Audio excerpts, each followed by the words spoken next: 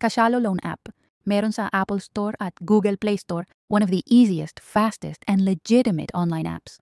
Pero di ko isinama sa top 5 dahil i-explain ko mamaya. Wait ka lang.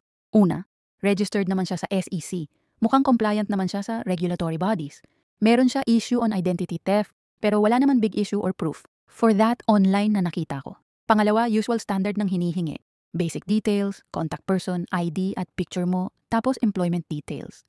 Nakakatakot magbigay ng contact person pero kailangan din talaga. Good thing sa kanila doon naman need I-link ang contacts mo para ka-access nila. Manual input naman. Pangatlo, yung 500 pesos is the first loan with interest, syempre, and other fees. Mabilis, sobra sila mag-approve. Next time, magbigay ako tips for approval. Yung total is 547.31. Pang-apat na pansin ko sa app ng Cashalo, sobrang easy to navigate and simple niya. Nasobrahan sa simplicity nga wala silang delete account. Dapat may karapatan i-delete account kapag no pending transaction o wala na utang sa account. Last, mabilis ang approval and even yung customer service nila mabilis. Ang action sa mga tanong, nag-assist talaga sila. Mabilis din magbayad sa kanila. Precautionary warning lang, syempre. Di natin alam kung tunay o chismis lang pero eto na nga, yung identity theft issue na ginagamit daw.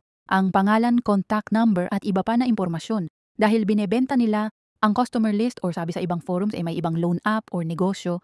Kaya siguro dagsa ang tawag naman ng mga nag-aalok ng loan, ikaw makakadesisyon yan. Sinasabi ko lang ang honest review. Do I like it? It's fair. Bakit do siya top 5? Kasi pagkatapos ko bayaran yung unang utang, biglang rejected na agad ako kahit di naman nag-overdue ang account. Ikaw, itry mo din ba?